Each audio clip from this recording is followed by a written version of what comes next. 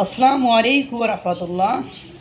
পিনাকি একটু আগে বলল আওয়ামী লীগকে ফেরাতে নাকি তিনটা পার্ট কাজ করতেছে। একটা হলো ইন্ডিয়া প্লাস ওয়াকারুজ্জামান, অর্থাৎ সেনাপ্রধান ওয়াকারুজ্জামান। আর 3 নম্বর হলো বিএনপি। এই তিনটা গ্রুপ নাকি কাজ করছে। তো সেক্ষেত্রে উনি বলছে বিএনপি কেন কাজ করতেছে, কই বিএনপির এখনই লেজে গোবরে অবস্থা। হয়তোবা বিএনপি চাচ্ছে যে এই টার্মে তোরা আওয়ামী লীগালারা আমাদের ক্ষমতায় নিয়ে পরবর্তী টার্মে তোরা আবার যাস, মানে এই ধরনের একটা কথা সে বলছে। এবং সে বলছে যে ইন্ডিয়া প্লাস, তাই ইন্ডিয়া তো সরাসরি কথা বলিনি, কিন্তু ইন্ডিয়ার সাথে আপনার আওয়ামী লীগের ভাব ভালোবাসা খুব গভীর ছিল, এটা সকলে জানে। এবং ইন্ডিয়া যতগুলো কথা বলে সেখানে ইনক্লুসিভ নির্বাচনের কথা বলে, দ্রুত নির্বাচনের কথা বলে, যে দ্রুত নির্বাচিত সরকার না আসলে তাদের সাথে বাংলাদেশের যে রিলেশনটা, সেই রিলেশনটা আর গ্রো আপ করবে না। মাঝে আপনি জানেন হাসনাত আবদুল্লাহর বিষয়টা।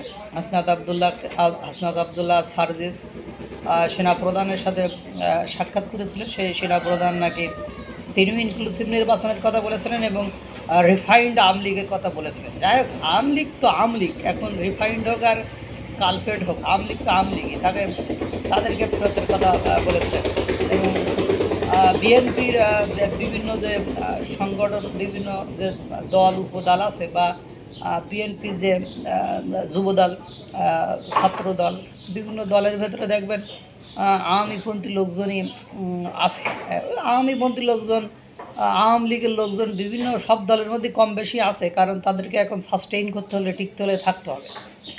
এখন বিএনপি এমন একটা পর্যায়ে এসে পৌঁছাইছে, কারণ সব ইসলামীপন্থী দলগুলো এক গ্রুপ হলে বিএনপির একার জন্য পেরেশার হয়ে যায়। আর আওয়ামী লীগালারা যদি বিএনপির সাথে বেইমানি করে, তাহলে বিএনপির ভোট এককভাবে কোথা থেকে আসবে? মানে বিএনপির ভোট বলতে আওয়ামীপন্থী যারা ছিল, আওয়ামী লীগ যারা, ওরাই তো ওদেরকে ভোট দেবে। তা না হলে বিএনপির তো নতুন করে ভোট গজাবে না। তাদের যদি 25% থাকে, বা 30%ই ধরলাম, 30%, তাহলে আর 70%-70%-এর মধ্যে মনে করেন যে আওয়ামী যে আচরণ, এই আচরণের কারণে মনে করেন আওয়ামী লীগের 35% ভোট ছিল, তো 10% খুব, এগুলো তো 25% ভোটার। মানে তারা এখনও মন প্রাণ অন্তর জুড়ে এখনও ওই আওয়ামী লীগই করে, বা আওয়ামী লীগ না আসলে ভোট দিতেও যাবে না, এরকমও মেন্টালিটি তাদের আছে।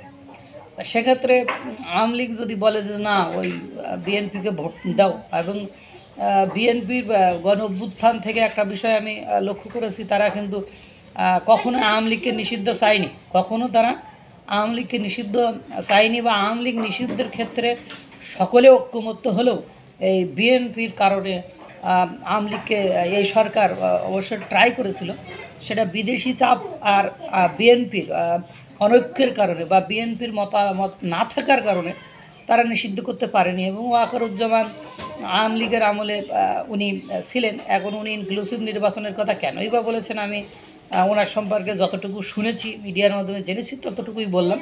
আর ইন্ডিয়ার কথা তো বলাই রাখে না, কারণ ইন্ডিয়ার সাথে ভালো সম্পর্ক আওয়ামী লীগের, কারণ বিএনপিও মাঝে মাঝে এসে আবার ওই জামা কাপড় পোড়াপুড়ি করে, আবার আগুন দেয়, তারাও বয়কটের কথা বলে। কিন্তু সব কিছু মেলায় আওয়ামী লীগের সাথে আপনার ভারতের সম্পর্ক ভালো। তো আপনি নাকি এই জায়গায় একটা কথা বলেছেন, এবং এটার মাধ্যমেই হয়তো বা ফিরে আসবে। তা যেভাবে হোক ফিরে আসুক, সেটা এককভাবে হোক আর যেভাবে হোক, ফিরে এসে বাংলাদেশে ইনক্লুসিভ নির্বাচন হোক, নিরপেক্ষ নির্বাচন হোক, নির্বাচনে জনগণ যাদেরকে চাবে তারাই ক্ষমতায় এসে দেশ পরিচালনা করুক, এটাই সকলের কাম্য হওয়া উচিত। আল্লাহ তাআলা সকলকে ভালো রাখুক, সুস্থ রাখুক। আসসালামু আলাইকুম ওয়া রাহমাতুল্লাহ।